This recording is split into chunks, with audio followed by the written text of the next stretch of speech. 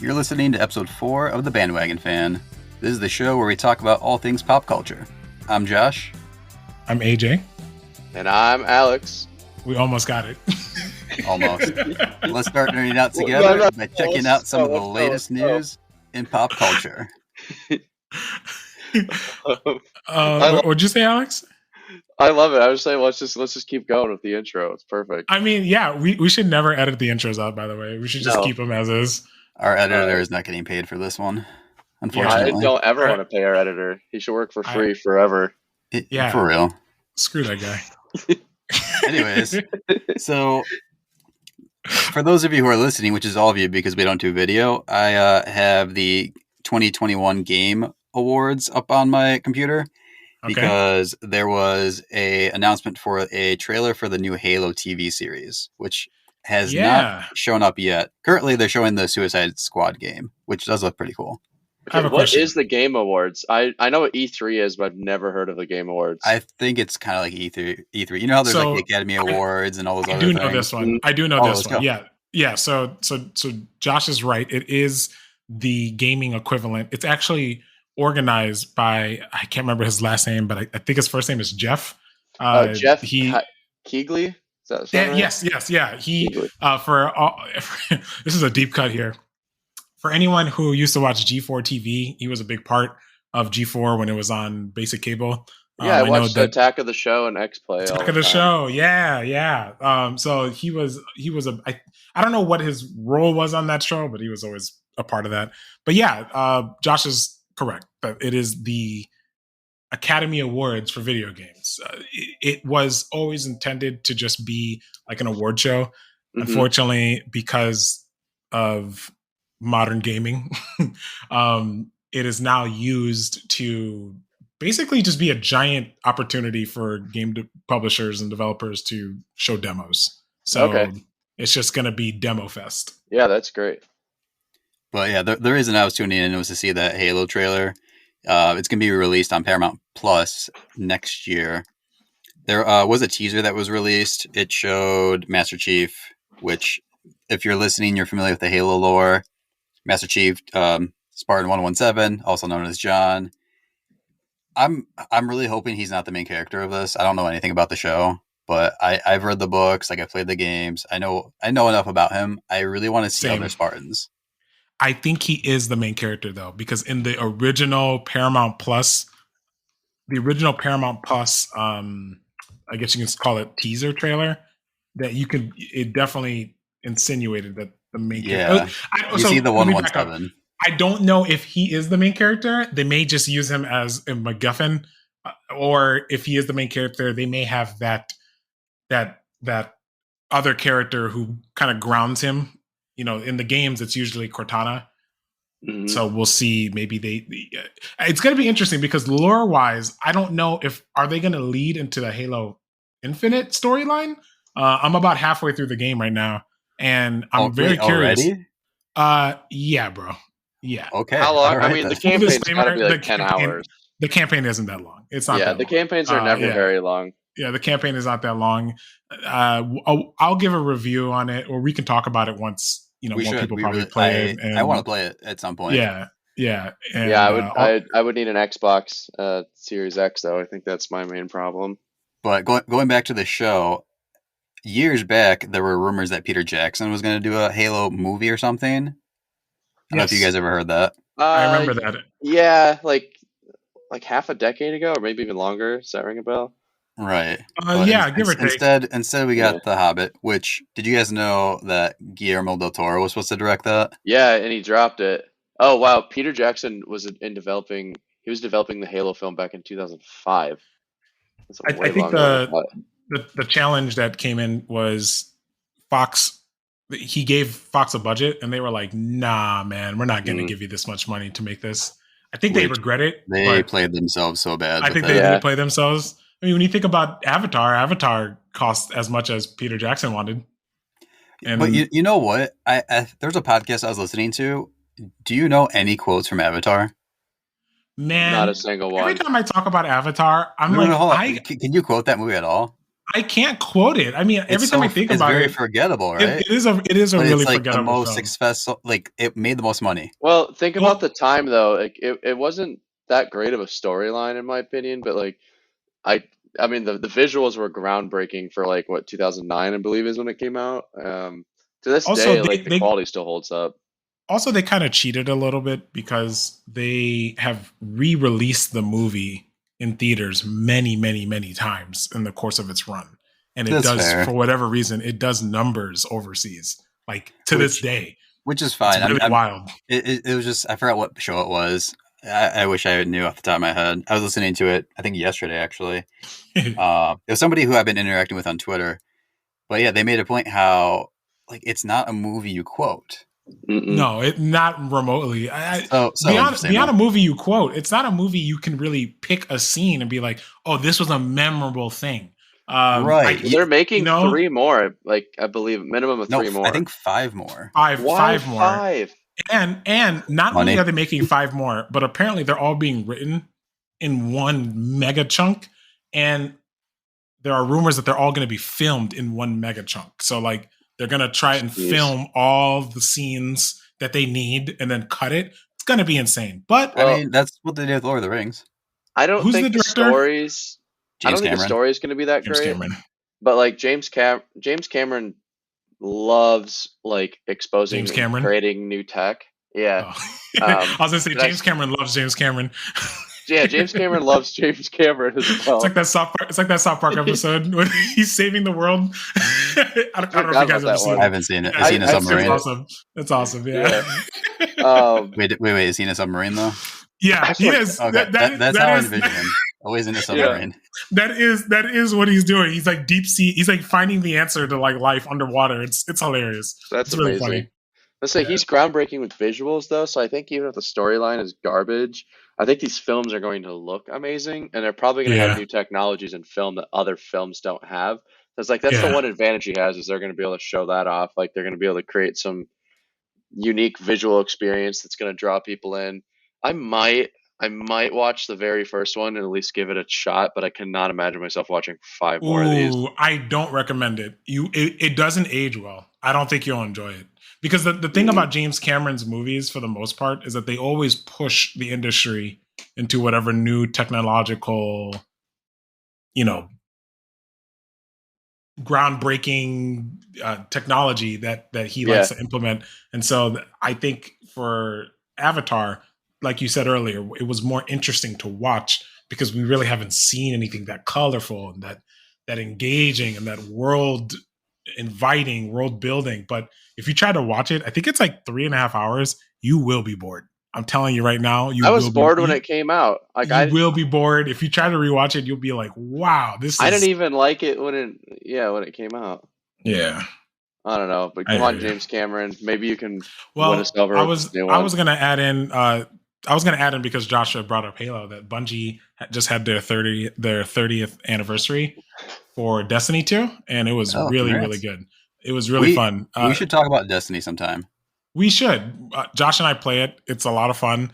They added a bunch of for those who may not know, long ago, Bungie made and developed Halo through contractual issues and ownership of the IP. When Bungie left Microsoft held and retained the Halo series, the Halo branding, the Halo IP.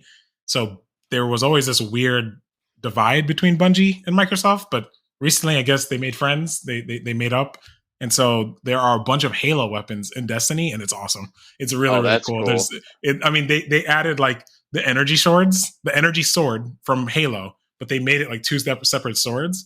And one of the weapons says, "If only there was a way to combine it." And the reason why that's cool is because the new expansion that comes out in February is going to have weapon crafting. So people are wondering, like, are you going to be able to combine the 2 swords to make the energy sword in Destiny? Because that would crazy. Be awesome. That's really cool. Are the mechanics similar to Halo then? Like, does the sword like look like it moves? No, they work differently. Okay. Bungie has really worked the duration of Destiny's development to really separate that IP from Halo. So that's why it's pretty cool to see them pay such strong homage I do haven't played any of Halo Destiny and since the first Marathon. one, or Oh, yeah, highly whenever it came out. recommend. Highly recommend the jump back into it. I got Josh into it. Yeah, you Highly can join recommend us. into it. If Yeah, it's a lot of if any of fun. our listeners play, comment or tweet or Oh, you can join the whatever. clan. You Let can us join our know. clan, Divine Authority. You can join our clan. That'd be fun. I thought it was the moist spread.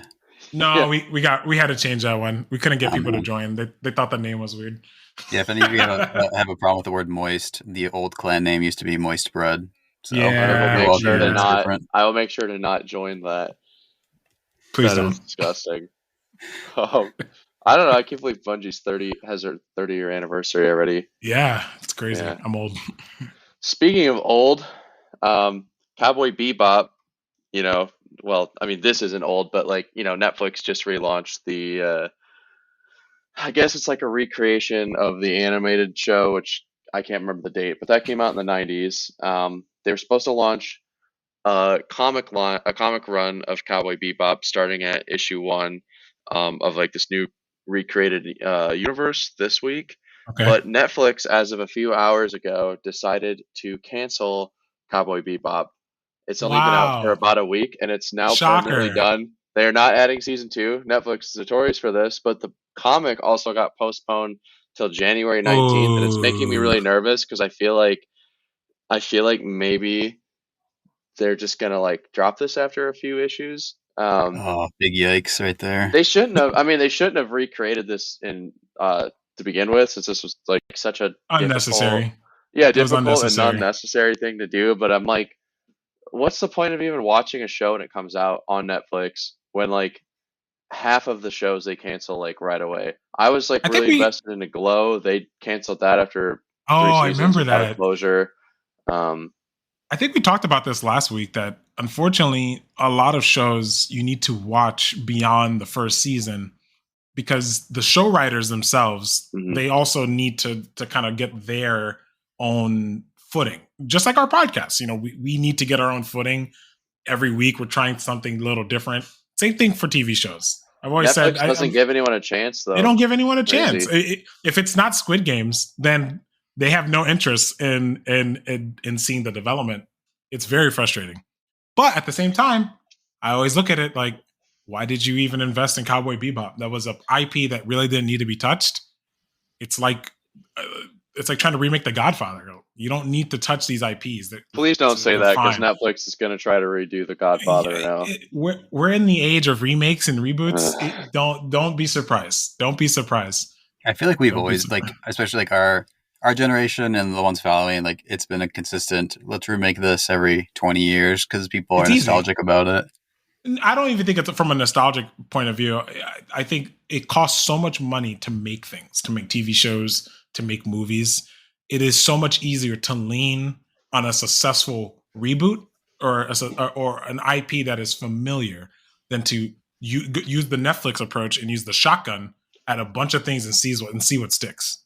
Right, Yeah, right. there's But less they're risk. banking on that nostalgic factor where it's like, oh, people liked this back then. They're gonna come back to be like, oh, I remember liking that when I was, 15 years old.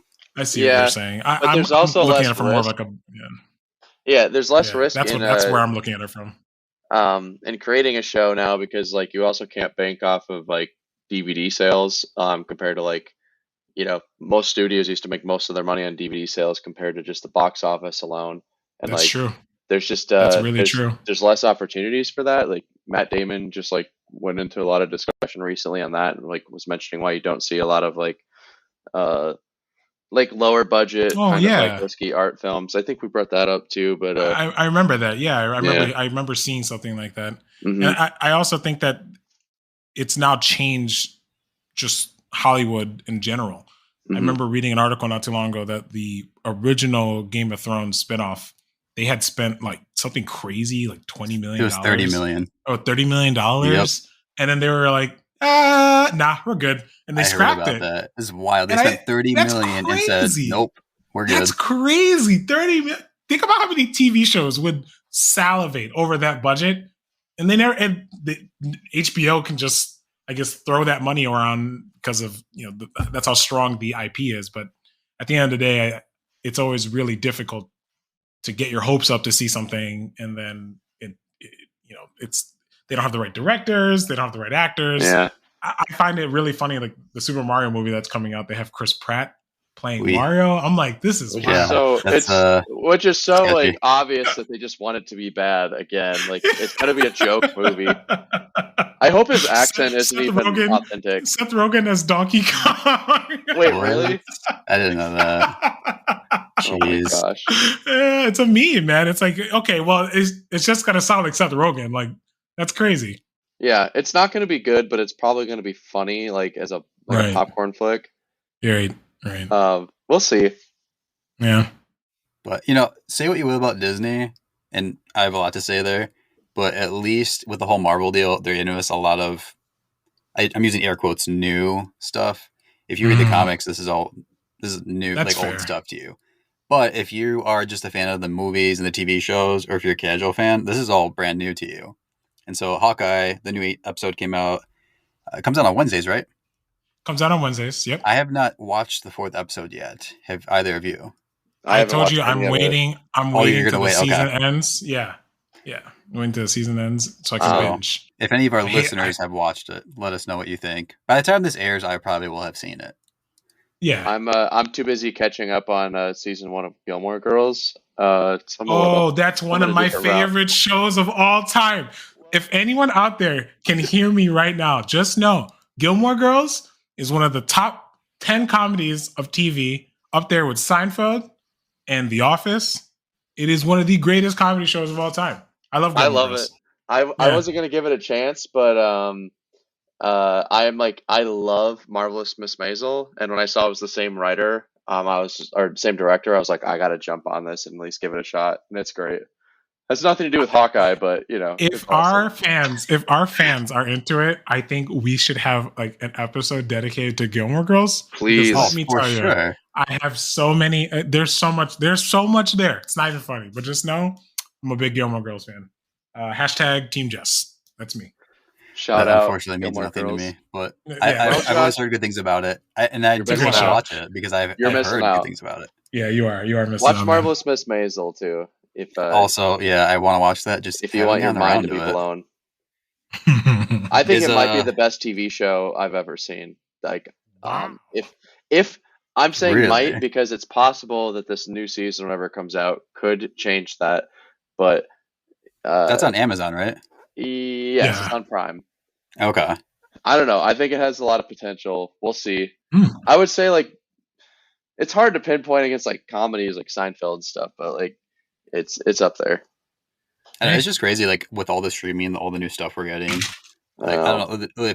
I think HBO has some exciting stuff for us too, right? Yeah, well, it's like it's insane how much content's coming out. Some of it I'm a little nervous with, especially this particular one. I don't know if either of you played. I haven't unfortunately played the second one yet, but have either of you played The Last of Us? It's one of my favorite games of all time, and I'm an Xbox Team guy. Xbox. I am a Team Xbox too, but I Alright. love that game. Well, it's like I played it twice. yeah, this is one of the reasons why I initially got like a PlayStation, but it's like I just think it has like one of the best like video game storylines. I think it has a lot of potential for a TV show. I was a little nervous, but I like HBO for the most part, and I think this really has a chance to hold up. But they just casted Nick Offerman, from most people know from like Parks and Recreation, as Ron Swanson. He's casted as Bill, which is like one of the main friends of the lead character, Joel, right? Is that his name? Yeah. So like Bill is kind of crazy, and he's like this guy who like he's like living by himself. He has like tons and tons of like weird gadgets and like booby traps everywhere that like they have to like like to set off to like try to like get to him. So like I feel like Nick Offerman is a perfect cast for this. And it's like giving me a lot of hope for this. Like I'm actually excited now. Yeah, I think that's a good casting choice. Yeah. I agree.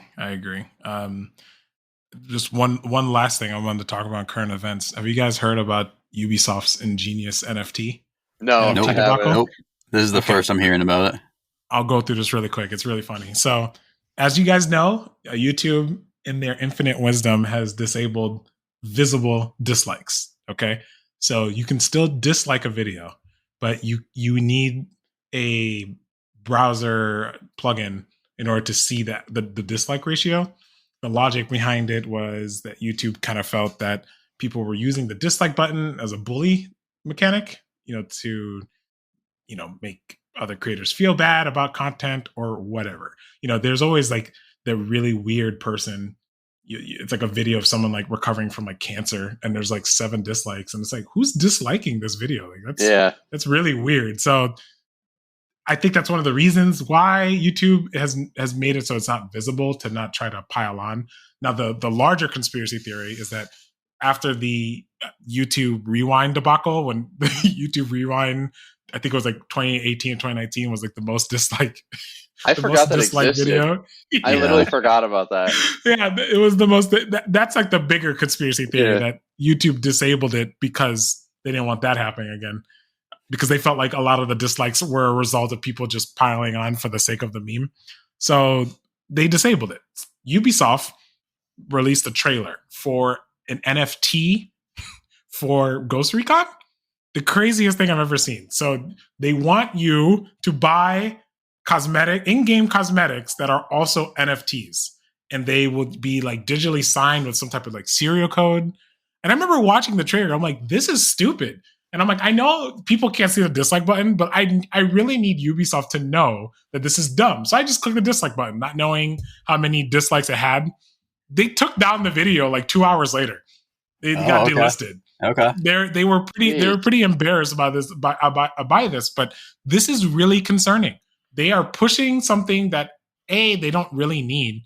Anyone who plays like CS:GO or Team Fortress, they know that there's already like an in-game ecosystem where you can get unique cosmetic skins or items for your characters, and you can trade it.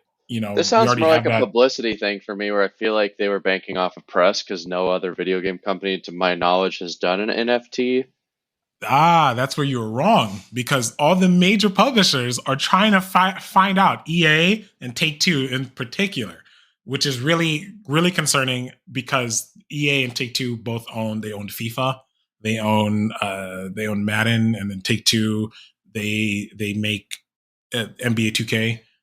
So the concern here is that they're going to try to use their already ultra predatory loot box scheming monetization schemes and combine it with these NFTs to further push this nonsense of microtransactions in video games. Ooh, that's there's more confusing laws to it's there. Yeah, there's more confusing laws against this. There are no laws against it. We talked about this last episode. Last episode, yes. The government is so ignorant of all this, and like a lot of parents are too, man. To catch up. Yes, our government needs to catch up. Adults need to catch up. This is ultra predatory. So we'll see what if they actually end up rolling this out. I think it's a surefire thing, mainly because this is something that they can then turn around to investors and say, hey, look at us. This is a very EA thing to do. Now I feel gross. Yeah. All right, give me away from here, AJ. All right, man. Well, hey, we could talk about a book series that I love. If you guys are familiar. Yeah, if you guys are familiar with The Expanse, have you guys heard of that? I have not. I have heard of it, yes. So there is a Amazon TV show based on the series. It is, I read the book before I even knew there was an Amazon series. The Amazon series is pretty good. I would say, like, whatever, if you want to get into the show, you can watch the show. It won't really ruin that much from the book, because they changed so much from the book and from the book. So you know what? I think a bunch of the actors from that are going to be at C2E2. Yes, they are. Which, if you're in the Chicagoland area, maybe I'll see you there. Yeah. So there are a bunch of those actors. The way they did that show, they worked with the writers of the actual book. I thought the show was great. I just felt like there was more content in the book than there was the show. But I have no problems with the show. The TV show stops at book 6, because after book 6, the story jumps 30 years in the future. So they're going to wait for the cast to die off and then reboot. Basically, yeah. Or when they're just like really old, because they're still part of the story. So they're really old. That's job security right there. Hey, 30 years from now, you're going to get a call. I'm not going to complain about it. But yeah, the book. So this story was the end of a 9-book series. something that I've always enjoyed about The Expanse is in a sci-fi book that is about aliens, about, you know, they use like practical science, almost like a more interesting version of Star Trek. They use practical science, and there's a lot of sci-fi jargon. What has always impressed me about this series and why I think I've loved it so much is because each book is about the people. It's about mankind. It's about humanity and where we find humanity. And just to give an overarching story, the mankind stumbles upon some alien technology. This alien technology is then used as a weapon by somebody in the human race.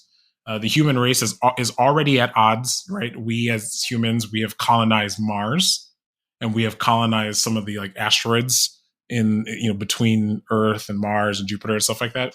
So there's like 3 factions of people warring with each other: Earth, Mars, and what they call the Belters. And But essentially, all humans, right? they're all humans, but it's interesting, right? Because over time, they don't look at themselves as the same race. Martians refer to themselves as Martians. They are from Mars. Belters are from the belt. They are Belters. So even though, yes, they are all human, none of them ever look at each other like they are human. So they see each other as like most different human thing I've races, ever heard. Exactly. Yes. Yeah. So because of this, that the in the first book, essentially mankind is presented with this alien technology. And it's the first time we are aware that we are not alone in the universe, right?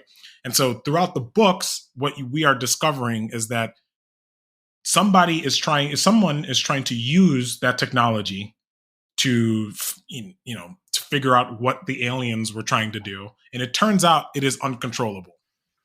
It turns into this situation where the alien spawn, almost like a Venom type situation, the alien spawn, or the Flood from Halo. If you played Halo, Yeah. that's actually a much more accurate description of what this thing is. It feeds off people and it grows into something worse. The most terrifying level of Halo 3. Oh, well, so here's the thing. Just Hands like the down, yeah. Flood, it grows to the size of a planet and overtakes Venus. A planet? Oh, okay.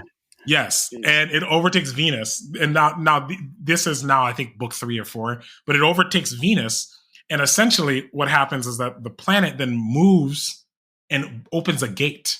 And it opens a gate to essentially the entire universe. And so now mankind has gone from our little galaxy to the entire world. But we find out that the reason that this alien technology, this proto-alien technology, was essentially dormant is because somebody closed the gate, right? Every time there's a door, someone's usually on the other side. And so we find out that we are not alone, and we are probably the weakest thing out there. And so the series is about us trying to survive in this now expanded, the Expanse, right? The expanded universe that we have created. And so this book in particular is the culmination of that series. Essentially, our main character, who is book number 9, right? This is book number 9. Yeah. Yes, and our main character is now. So something that I also enjoy about these books is each book title has each book title uses either like Greek mythology or Roman mythology or biblical theology. It uses these things to kind of give a hint at what the overall theme of the story is. So this one, Leviathan, I think Leviathan is from, I want to say it's either Greek mythology or maybe I know there is a mythology that Leviathan, it's like this giant sea monster, but it's this enormous beast. It's an enormous monster. And so in this book, it is the fall of the monster being this essentially galactic empire that has successfully and effectively taken over all the new galaxies. Essentially, at some point in this series, the Martians actually defect from Mars. There's like a sect of Martians defect from Mars. They go away. Everyone forgets about them. They come back with manipulated technology, and they just wreck things up. Like, it is insane. Never Like, forget about the crew that leaves Mars. There's something yeah. fishy going on. My goodness. Well, that's the thing. I even forgot about it. I think that was one of the coolest part in the series when you're seeing and everything about this series is so well written because everything is used. There's no part of these stories where you say, "Oh, that didn't really amount to anything." Everything is used. And so this weird, I think it was like book 4 in the epilogue when you start to see the insurrection happen. I just ignored it. I was like, this is weird. And I'm like, okay, because the plot in book 5 and 6 is much more immediate and much more dangerous. And if you're watching the TV show, then you know what I'm talking about. And so in this last book, you essentially see the fall of that empire. And really what it just comes down to is the emperor's daughter. She has to now make a choice about what kind of person she wants to be. She was groomed from birth to be the empress. And the idea was that if they could use the alien technology to make them immortal, then they could essentially keep mankind safe for all time. And it from his point of view, the emperor, I should say, the emperor's point of view, it was working because he not only did he keep mankind safe, he was able to defend mankind from the aliens, but the problem was the way he was going about it. And so I think that's what's interesting, that ultimately this book is kind of just saying that I think the commentary that you can pull from this book is basically saying that at the end of the day, mankind is given free will for a reason. And so I enjoyed this book. I think this book is like 10 out of 10. I think the whole series is 10 out of 10. I cannot recommend The Expanse enough. It is a great book. Even if you don't like sci-fi, it is just a great book because sci-fi is just the backdrop. I don't typically love reading sci-fi just because it's really hard for me to like jump into. But this does actually sound really unique. Yeah. And again, it's not about the science, right? I would even argue that for that part's the what usually ninth bores me. Yeah, in the ninth book about this situation where we are fighting for our lives as mankind, the fighting for our lives part really wasn't that much of the story, right? The story was about getting over grief and depression and struggling with abuse. I mean, it was intense, but in all the right ways. Interesting. Yeah. So I loved it. I love this series. Yeah. I felt like it was one of the very few times that I finished a series and I said, that was an ending. Like it's not going to blow your mind.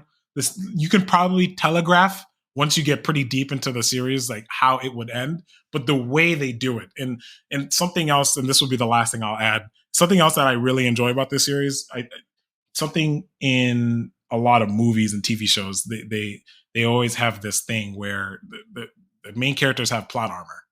You know, like it happens all the time. Infamously, season 8 of Game of Thrones, right? During the siege, everyone's like, zombies. I'm okay. Don't worry about it. Yeah, plot armor, baby. Yeah. Plot armor is basically when a director wants to make you think something bad's gonna happen, and nothing bad happens to this main character, and you know they're basically invincible. So it happens all the time. And what I appreciate about this series is that there is no plot armor.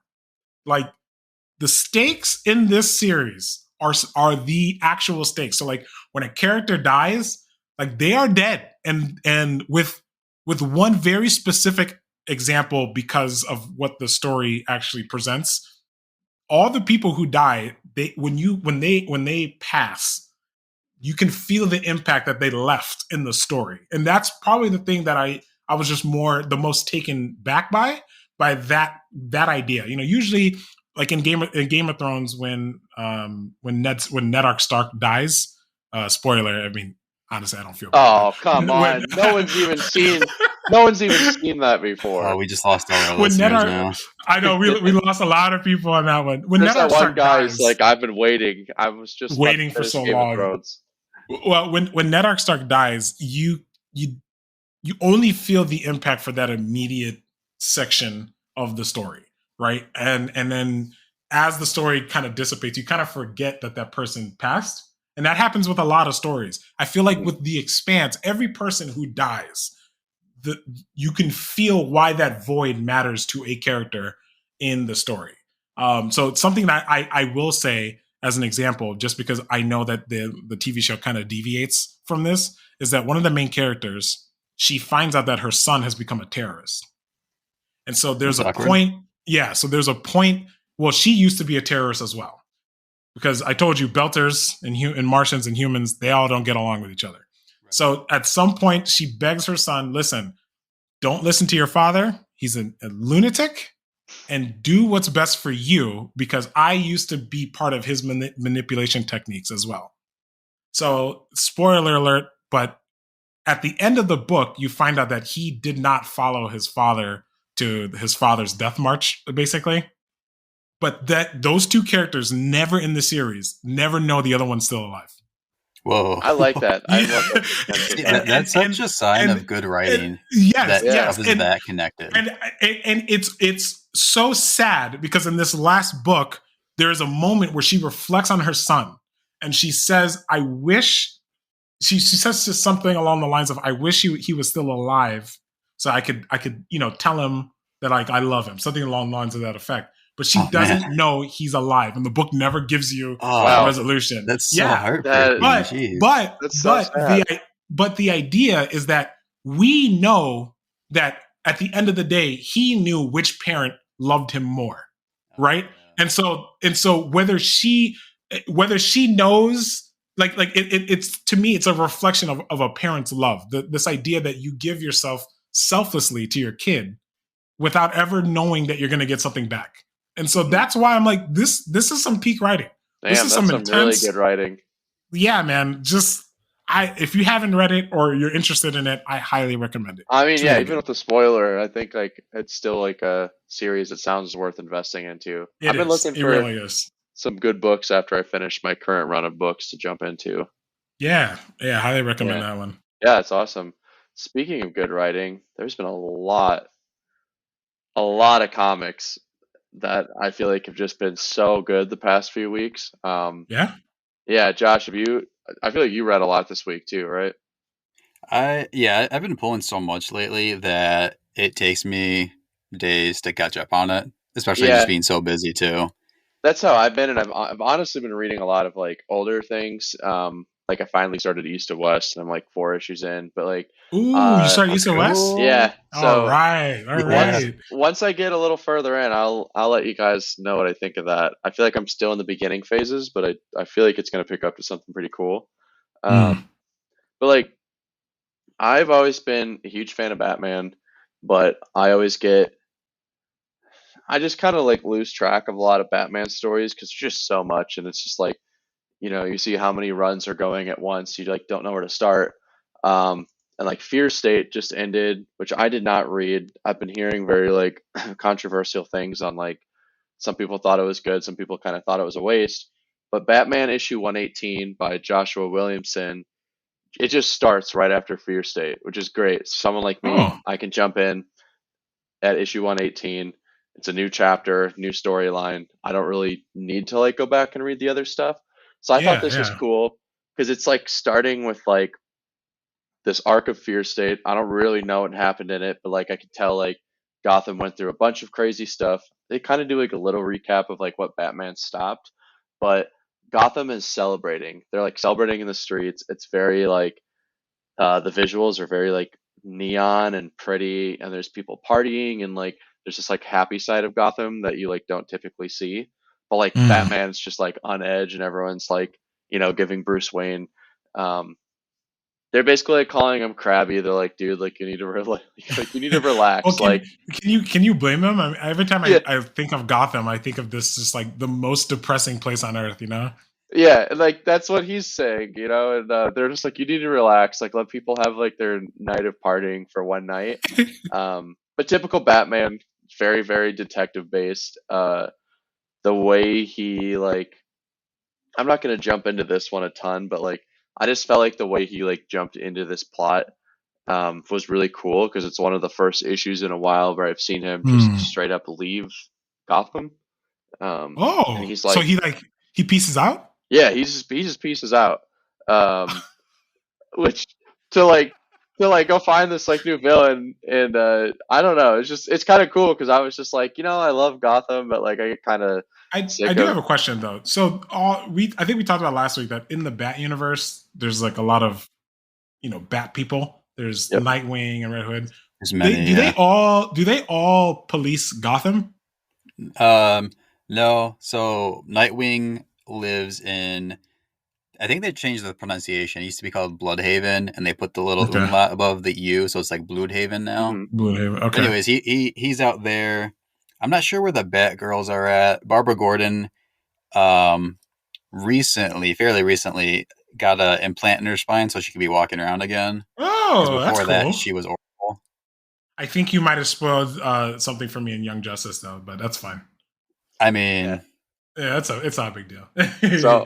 So yeah, I didn't know a lot of the past run, but I just thought that's cool. I thought this was a cool issue to like jump in if you're like me and you've just been behind in the Batman universe, because I feel like it kind of explains really well, like enough to like let you just jump in. But it's cool. It's cool seeing like a new series of Batman where he's not just like doing his typical like hanging out on top of towers in Gotham and like looking over Batman everyone on the Batman streets. on a beach. Yeah, Batman on a beach. Batman needs his vitamin mall. D, I mean, he probably is vitamin D deficient if you think about it. Oh, that for dude is sure. not ever he he's has a to very, be. very pasty man. Yeah. Also, something I never understood about Batman. When does he sleep? During the day. No, but he's part He's of. Bat. Isn't he? I mean, as Bruce Wayne, isn't he CEO of was it Wayne Corp or whatever it's called? Wayne Tech. In this Wayne Tech, era, Bruce Wayne isn't a billionaire anymore, and he's not very popular. Yeah, spoiler There's alert. Spoiler If you alert. haven't read Joker War. Well, there's a I thought that was Joker War before. Yeah, I haven't read those, but there's a party that happens at the beginning of this issue, and it's a billionaire party, a billionaire club party where everyone's dressed up as Gotham villains. So you still see like every villain you can think of in like the Batman universe, but like it's just people in costume, except Bruce Wayne doesn't get invited, which is why he's like the only one that doesn't deal with like the typical mayhem here. So he's like Elon Musk, like none of the rich people like him. Yeah. Okay, I don't know what his net worth is now. He still could be like So he's rich, but he's off. not like trillionaire rich. He's just he like lost all of his money. Spoiler alert. That's awesome. I love that the economics of Batman's like a night obsession is now leaking into his real life. Yeah. He had to spend all his money on vitamin D pills because he doesn't have health insurance. His accountant's like, I have a question. Why is your electricity bill $14,000 a month? What is happening in your manor? He's like, I can't talk about that. Yeah. You don't want to know what goes down between him and Alfred. Yeah, and Alfred. Him and Alfred, dude. Alfred's in charge of a whole house, and it's just him. What's his salary? What's he getting paid? Should we be talking about Alfred's salary reductions? I know. No, he probably has a really good like benefits package. Pension? But like, he has a pension. He has to deal with so much stuff. Like he's just constantly in danger. I don't know. He's like, I didn't sign up for this. I don't know if the perks are worth it. Yeah, it's a cool issue. Great place to start. If you again haven't been caught up on a lot of Batman recently. But the other issue I wanted to talk about was issue 2 of a comic I brought up from the first episode. So this is What's the Furthest from Here. What's the Furthest Place from Here, issue 2. I got one of the variant arts that I think Josh got a different one. You can't see it. Are you guys gonna post the? You guys should post the pictures on social. Yeah, I did. I posted this cover. I thought it was a shop exclusive, and so I posted it on our Instagram, and the writer actually reposted it. Oh, yeah. Okay. Yeah, Matthew Rosenberg. Yep, totally blanked on his name there, but yeah. So thanks for doing that. If you're listening. Yeah, shout out to you. All the artwork is just so cool. I wanted to get one of the other variants, but I think I spent $5 or $4 on this issue, and my comic shop was selling it for $20, and I'm like, I just can't spend $20 on a Wait, comic the Pig Mask one was $20? The house one. Oh yeah, no, the Pig Mask, yeah. Like the one I have. Can you show it again? Yeah. It's the one that I posted on our Instagram. Okay, so that one was like $10, and then there's a third one, which I can't remember the artwork, but it was $20. But my comic shop said that this has been like the most popular issue they've been dealing with. It's been selling out day Really? one and day two, which is It's because of insane. us. It's Yeah, because of it's us. because of We did it, us. guys. We did it. I'd never heard of this before, but this issue is so cool. Like I felt like the first issue has a lot of potential, but like um, as I'd recapped before, like this girl Sid uh, basically just goes missing, but like they don't reveal a lot. This is like the first issue where like uh, this whole crew of characters finally like explore this world that they're in, and you start kind of seeing like the weirdness of everything. I like it. I feel like it's a slow burn. I still don't really know who like the main villains are. I don't know what their motives are, but this is just kind of a hey, like we're not supposed to go out outside at night, but they're Mm, long story short, like they basically go looking for Sid. These villains that they were kind of messing with before burned their like house down. So they are kind of on the run and are exploring and finding a new base to go to before it hits night. And it's really unique. You just start seeing like really weird characters. You finally start seeing like these creatures that I still don't know what their motives are or why they're there. You talking about Like the showing up. strangers? Yeah, the So strangers. I literally finished reading this issue right before we started recording. Oh, you ooh, just finished, so it's fresh in your mind. I just finished it. So Do you I'm know their curious. motives yet? No, and I'm curious because the storytelling in this, they don't explain anything to you. Mm-mm. It's very much you are an observer, and if you put the pieces together, great. And so I'm curious if you like that. I do. I know some reviewers, I think it was AR Comics and a few other ones. They like the series, but they're not the biggest fan of how we don't really know what's going on, which is fine. Like some they don't people like like being that, some people titillated. don't. Yeah, they Right, don't and Yeah. like being I titillated. enjoy that. I'm curious, Alex, like what how you feel about that. I don't always enjoy that, but um I love movies that do that. Like I think of this movie called Burning. It's like 2.5 hours long. It's just this really uh pun not intended slow burn of just like constant slow build up, and you have just like no idea what the motives are for anyone, and then like right at the end of the plot everything crazy happens, and it made me instantly want to rewatch this film and like recapture everything. And I have a feeling that's how this comic series is going to be. I think by the end of the run, there's going to be one crazy like ending. Everything is going to be like kind of explained, but not kind of explained. And I just have this feeling that I'm going to have to like go back and research and reread everything. And like, I love that. I like being just like completely on edge. I think it just like gives me a reason to like turn the next page. But I could see why that's frustrating. Some people just like want to read and like instantly be like, oh, that's their Yes. motive. So now I know like Now I know. why to Yeah, like or not like them. that is very true. Do you like that, Very, AJ? very true. I, it kind of depends. It kind of just depends how it's done. I I don't mind. I don't mind. So I don't mind being engaged on a level until you show me like the bigger picture. But I feel like sometimes some people wait too long. I'm trying to think from the top of my head like an example, but Hmm. I just feel like sometimes writers, directors, whatever they're trying. Oh, M Night Shyamalan is probably a really good example. You know Yeah, what? great one. I got it. The Village. That's a really good example of what I'm talking about, where it's a slow burn. You're trying to figure out why can't people go out into the woods? Why can't they go out there? You think there's a monster out there, blah, blah, blah, blah, blah. And you get to the end and you just find out that it's just the elders of this village are trying to keep people in because they're in this cult and they're pretending it's the 1800s. That wasn't really that satisfying of a motive, right? Or satisfying Yeah, of an ending. So that's an example of where being titillated throughout whatever I'm watching or reading, that doesn't feel like it pays off, and you just get angry. You feel like you wasted your time. So yeah, for sure. This could go one way or the other. It's like being only on issue two. I can't remember how many issues total they're having. I believe it might be five, but it's like it's hit or miss. Like it could suck. It's just like I've been purchasing every issue, and I hate to get to the last one and be like, I hate this yeah, ending. This was such a yeah, waste. But if it pays off, I think the risk is worth it. So like I'm really excited to see like what happens with the series.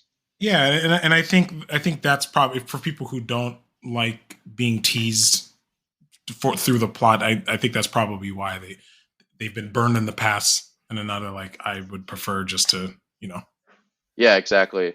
Josh, what did you end up reading this week?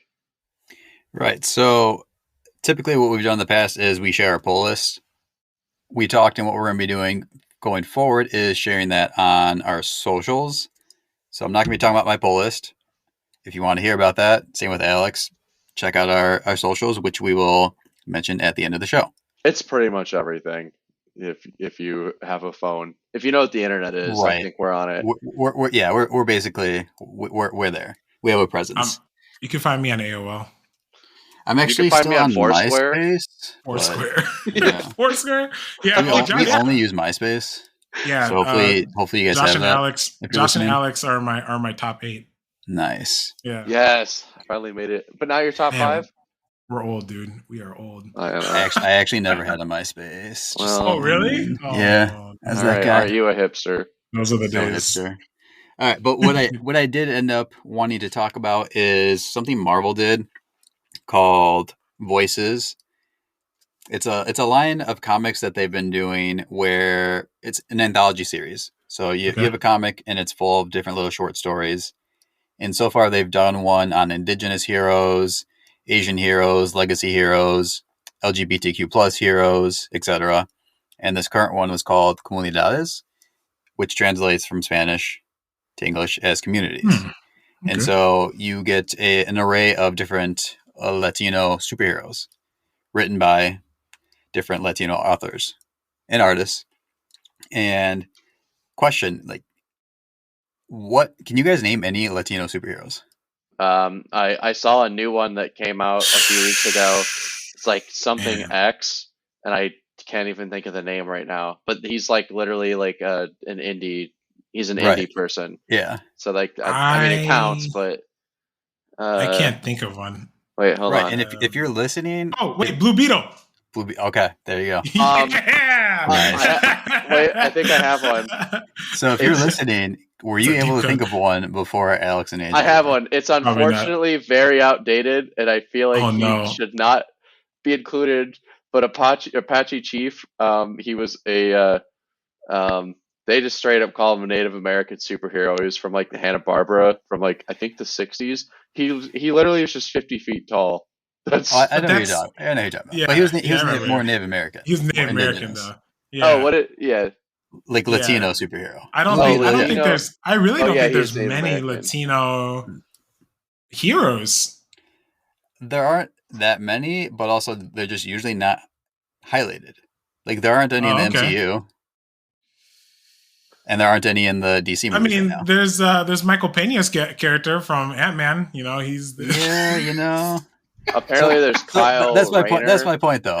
Like, it's not. These aren't heroes that you really hear about. Yeah. Well, even Kyle Rayner, it says he's Green Lantern, but I don't know. I think they retconned him to be half Mexican. I think Selena Kyle, Catwoman, is either half Mexican or half Puerto Rican or something like that. Okay. Is Miles Morales? Is Miles Morales half Hispanic? He's Afro-Latino. Afro-Latino, right? I'm actually gonna. He is in this issue twice, and so I'll be talking about that in a minute. The first one it talks about is White Tiger, who came out, I believe, in the 70s. He's Puerto Rican, and he has this magical amulet that basically turns him into like a super soldier. Whoa! And he looks very similar. The character design is like Black Panther, but he's white. White, yeah.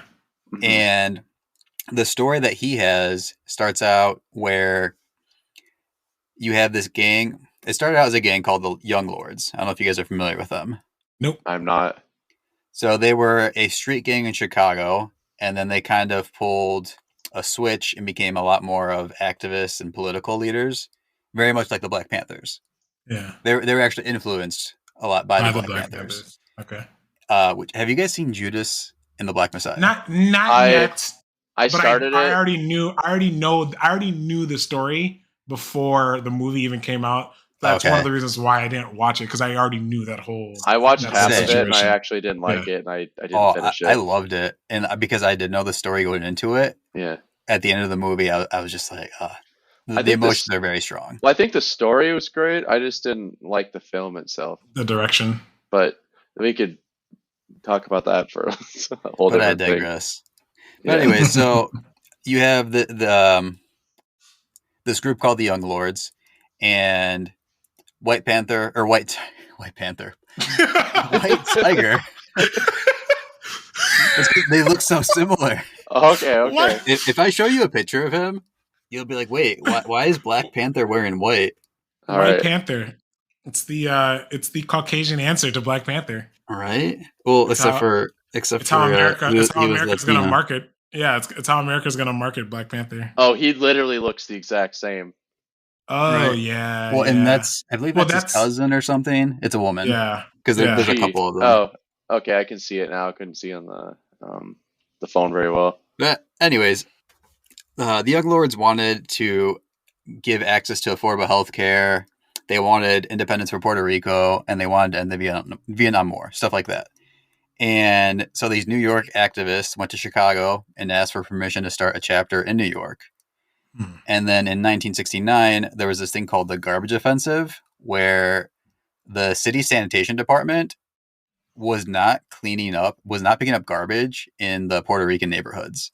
Like literally, there's just garbage piled everywhere. Wow. And so the Young Lords came to those neighborhoods and said, "Hey, what do you guys need? Like, let's start a revolution." And the people said, "No, we just want to live in a clean neighborhood." So the Young Lords went to the sanitation department, got brooms and stuff, and bagged all this trash, and the city still wouldn't pick it up. So then they took all the trash, they barricaded the streets with the trash, with cars, still nothing. So then they set this stuff on fire, and finally, after setting multiple fires, the mayor said, "Okay, fine, we'll clean up your neighborhood." Jeez. Man, that's intense. That's frustrating. It is, and it was very interesting for me to be like, oh, like maybe sometimes you do need to get a little wild to get attention to your cause. Be heard. Yeah. Yeah, yeah. We've seen that in real life. And that's what I thought about. And we've seen that. Right. We've seen a lot of that in real life, or read about a lot of it.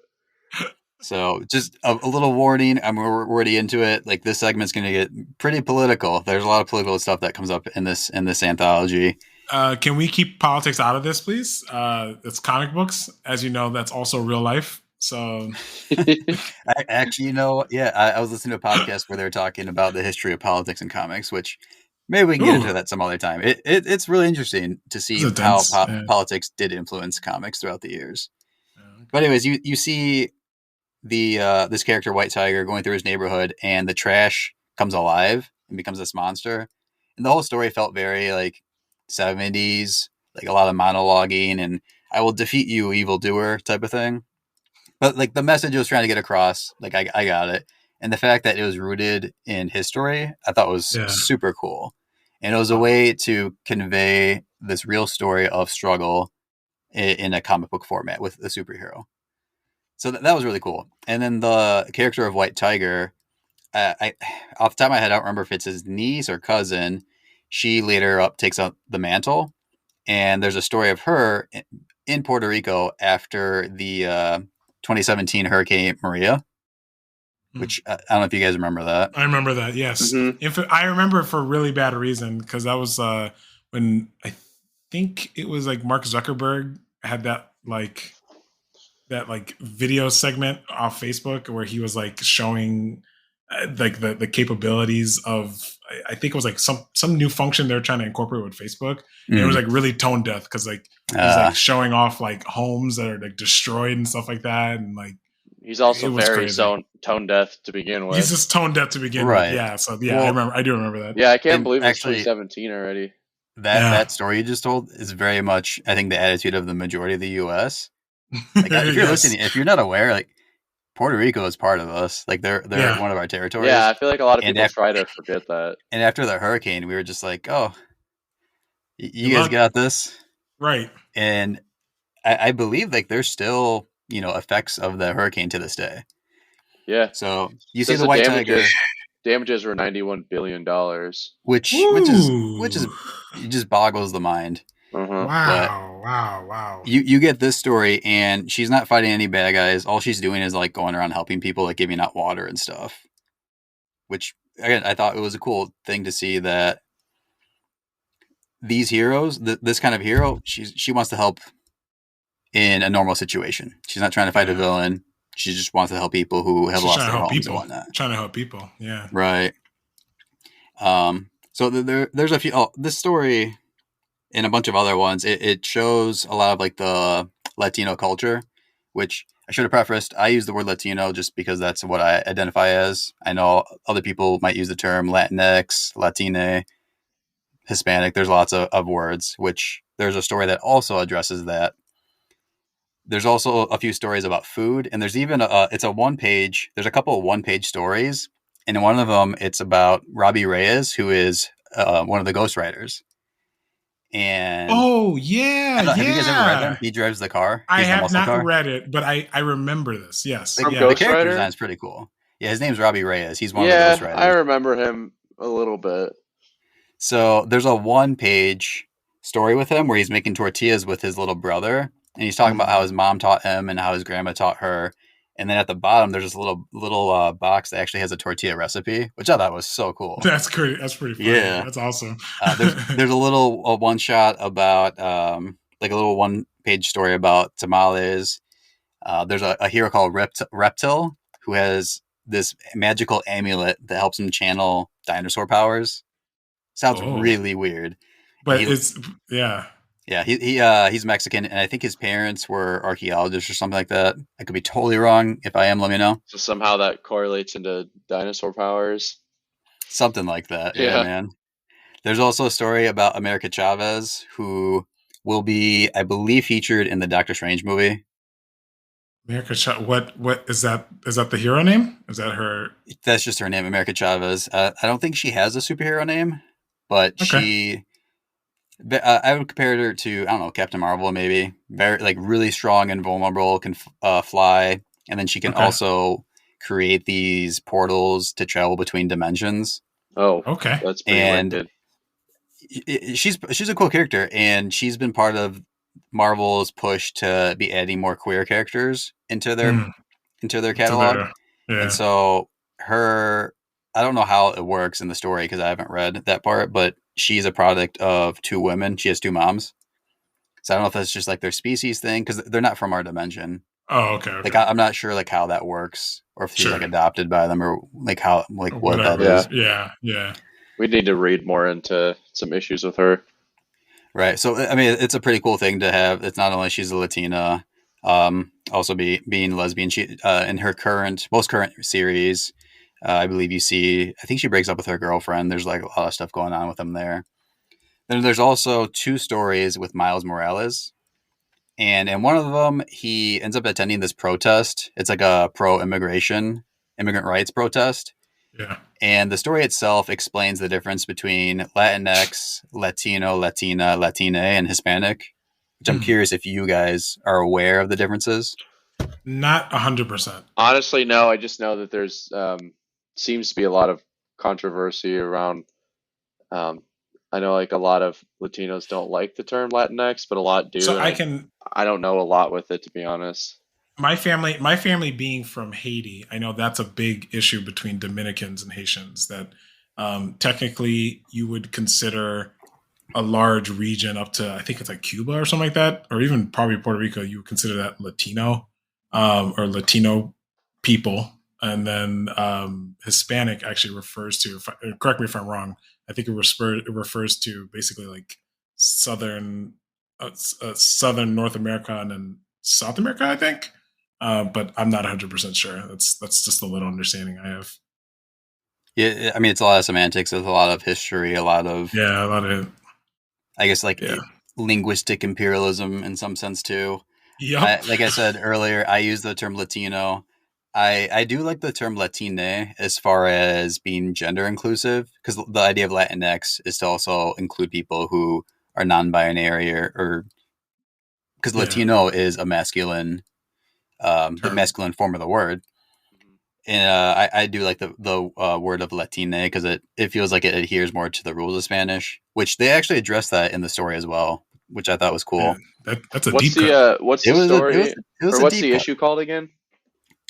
It's called Comunidades, Okay. community, Yeah. and I got the cover that has a bunch of the heroes carrying different um, flags from Latin America, which Flags. it Yeah. was cool. There's some really fantastic artwork on these covers, but I really like this one because you got to see all the different flags.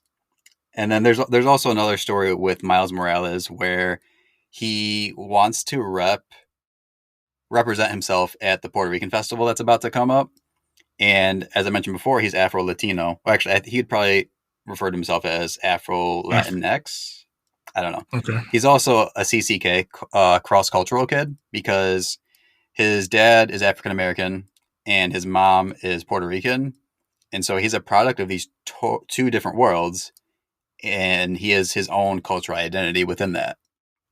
And so there's a lot of speculation in the comic about people thinking he's Dominican or he's black or he's this or that. And he a lot of people refer to him as like the Black Spider-Man, Sure. but he also is He, Latinx. yeah. And Yeah, so in I didn't know in that. this story, he wants to rep that, and it's a really big thing of self searching for him. And it really resonated with me because I'm also half Latino, and so being a CCK, a product of two different cultures, it's always been a case of where, like, what am I, like, where do I fit in? And Yeah. so, like, when I'm with one group, I'm this. When I'm with another group, I'm this. Or sometimes I'm not either. I'm like another. It's a different coming of age story It than really we've been is. I really than liked what it. than the Peter Parker style of Spider-Man, where it's about him being a kid, but at the underlying, I guess you can say, relation, the way it relates to us is that he's white. So you're only seeing his perspective. He's not dealing with cultural identity. He's not dealing with any form of prejudice, right? I mean, you guys may have read more Miles Morales comics than I have. So, like, is there ever an issue where Miles Morales is basically really confronted with his dual cultural heritage background, and to a point where there's some type of discrimination? That would be kind of interesting, actually. Not even from a superhero perspective, just as a person, uh, as Miles Morales himself. That would be something that I think Disney should, or Sony, I should say, Disney and Sony should kind of delve into, because that is a reality for a lot of kids who grow up in Yeah. Right. America. I feel like they Yeah, have a lot of opportunity to raise that voice. I've only read yeah, honestly some of the Ultimate Spider-Man issues of Miles, but I've been wanting to like jump more into his stuff. yeah, And then I've he's in the video game too, which you can play as him like even before the standalone story. So like yeah, yeah. I feel like they're slowly incorporating him, but I could see like a TV show or something on him in like the next 5-ish years. I could see that too. I really hope we see that because this story made me think of that, and then talking to you guys, how they have such a great opportunity to tell this kind of a story and reach so many people who Hmm. share Yeah, that same story.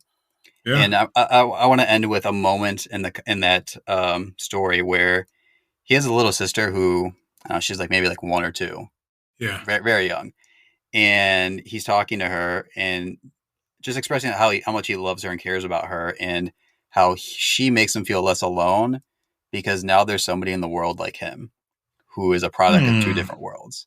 And Dang. like reading that as like it was really touching because I was Yeah. like, oh, like he like having this sister, having her with him, it helps him to feel known and feel seen.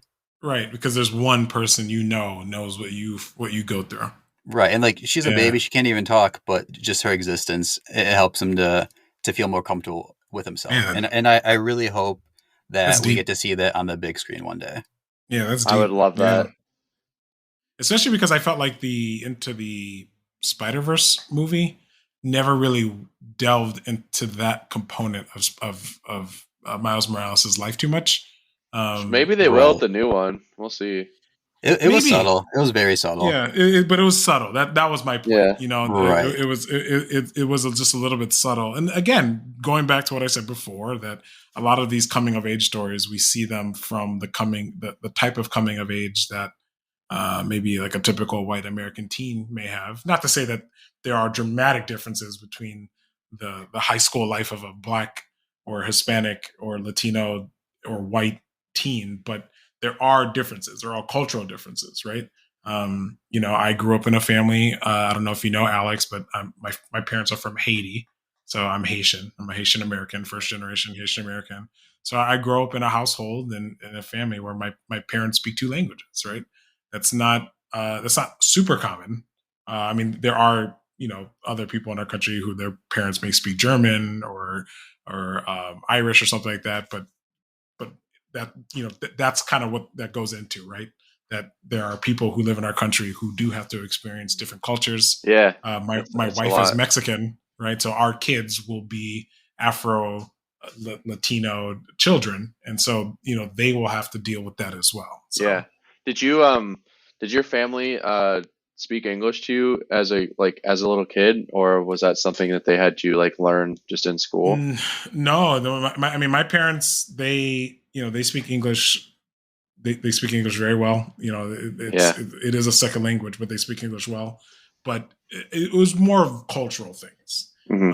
And maybe through funny stories, I would over time I'll tell you guys just it's the things that Haitian families do that are different from American families. But I can, Josh brought up food, and I know that in especially like Mexican culture, for example, food's a very big part of just your heritage. Yeah. Something as simple as learning how to make tamales. Right, my wife was telling me that her mom is coming here in Houston just to show.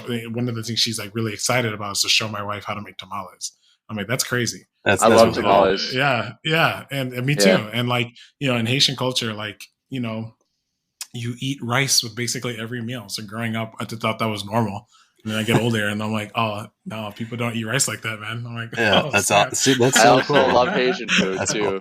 Haitian food is delicious. Haitian food man. is really really really good. I Yeah. always say it doesn't look super appealing, but let me tell you, you will pass out from Yeah. just the food coma that you will get. It's No, really I'm good. excited. Yeah, I'm a big food family too. Like I mean, I am predominantly very, very white, but like my grandpa Leo uh, was Mexican, so like we did have a lot of Oh, Mexican dishes and stuff growing up as well. it's a big So part. It's a big part yeah, of the culture. Yeah, Right. so like I You see that in this comic, yeah, it's which cool. that's is cool, cool. and that Yeah, should be included. I think like I think if a comic or a TV show or anything is going to be written and like involve cultural like stories, like they need to do like research and include things that would be included in like a normal exactly. And family growing normal. up. Otherwise, it's not Yeah, authentic, and I don't it's not like Right. I authentic, don't and want to read that. it reminds me so much of, I don't know if you guys heard of Sneakerella. I am not familiar with that now. Uh-uh. What All is right, this? this will be the last thing that All we'll right. go out on. But Disney, I think it's Disney. I'm like 99% sure it's Disney. Had a trailer for this movie called Sneakerella. It is the Cinderella like archetype movie with a black kid. I think it's Manhattan, or I think it's New York. Black kid living in New York, and he designs these shoes, but it's Cinderella. So just that's the Sneakerella part. That's awesome. Okay. But the thing is, like, I believe it's written and directed by like white people. So Okay. like the joke was like, when the trailer came out, all the people in the comments were like, who wrote this? Like who White people. they're like, who wrote this? Like at no point did anyone think, should we make this kind of movie? And who is this movie for? I think that's the much more important question. Like who are you making this movie for? Because I can tell you right now, a typical African American kid, his dream isn't to become a shoe designer. So I don't know. It was wild. It was pretty wild. But hey, No, It and sounds like like some white people props to stuff. Marvel. Props to Marvel yeah, for getting this right. If you look at the yeah, list of the writers and the creative team on this, like this is for the culture, man. Yeah, that's And that's great. cool. Otherwise, it you're gonna have like a situation where it's like Louis C.K. creating Pootie Tang. Oh my god, I which is forgot about amazing. that. Which is amazing in a I terrible way. forgot know what about that that. is. It's Okay. You can basically tell. a You can tell. superhero. Basically, it's a guy named Pootie Tang. He fights crime with his ponytail, and it's bulletproof. Ribbit time And and the timid time. yeah, it is. His What? enemy is Dirty Dan. He's literally just a guy who doesn't shower. He's just dirty. It's written by Louis C.K. Chris Wait, have Rock. you read this? It's a movie. Chris It's a Rock movie, has dude. 5 Jeez. roles in it. It He's was not it even was the a main. skit. It was a skit. It was a skit turned into a movie. But it was should be a comic series. Yeah. It was a skit. It was so back in the late 90s, I think Chris Rock had like a TV show similar to like I the think it was Arsenio Comedy Hall Death show. Jam. Yeah. Right. Was it? Yeah. So like he had this segment where he would bring out Pootie Tang, and the joke was like, in like black exploitation films, you just have this guy who's like in the 70s, and he's always like using slang that like white people don't know. So that was the joke that like Pootie Tang just talks in straight like jive talk. Okay. Oh yeah, he jive talks the whole time. Yeah, like the whole time. So like you don't understand what he's saying, but like he's like the strong. It is insane. If you don't know what Pootie Tang is, just Google, just YouTube it. You can just watch the trailer and just know it's satire. But I can't believe you know what Pootie Tang is. That is awesome. Yeah, I want to read. So awesome. I want to read one Pootie Tang quote, which is great. Oh boy. I'm not even gonna do his voice because I just will not be able to do it. But it was incredible. Only the 3rd time a man had been mauled by a gorilla at the steel mill that month. I can't even read it. What? Like, there's just so much random stuff in it, but it's just great. Like the fact that Chris Rock plays 5 roles. Yes, not in even the film. He's not even the lead. But Louis C.K. There's like an interview. You can find it if you Google it on YouTube. But there's an interview where he was talking about it, and he even says, he's like, I can't believe somebody gave me money to direct this. He's like, it was crazy. Yeah, crazy. It's a crazy, crazy movie. And it's free right now on Pluto. So yeah. Good to know. That is so crazy. I can't believe you know what Pootie Tang is. Yeah. That is awesome. I do. If you want to hear a whole episode about that, let us know. Oh no, please! As much as I love Pootie Tang, we could not do it. It is mind-numbingly stupid. It's one of those movies. No. I feel that. Well, it used to be on Comedy Central all the time.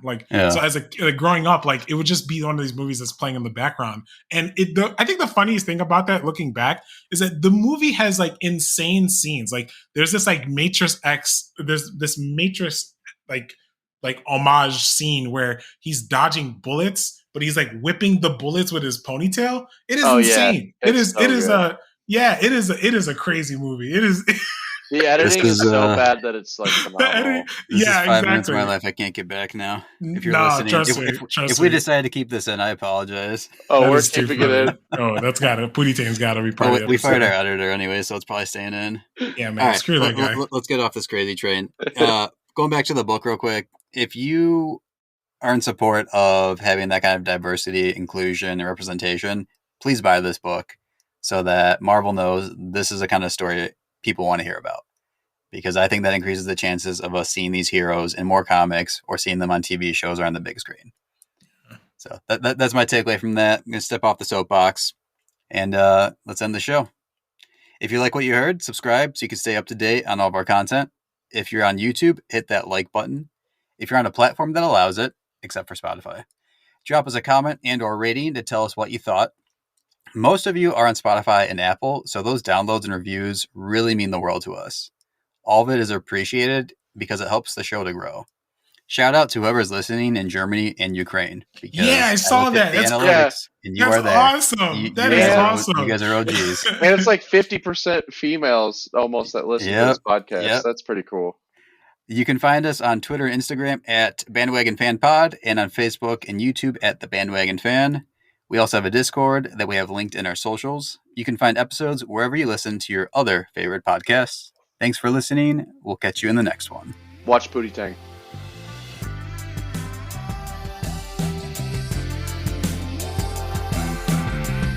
Bandwagon is hosted by Josh Jimenez, Alex Magosa, and me, AJ. Our show is produced and mixed by me, again. Our theme song is Lush Waves by Taylor Lewin of _audio.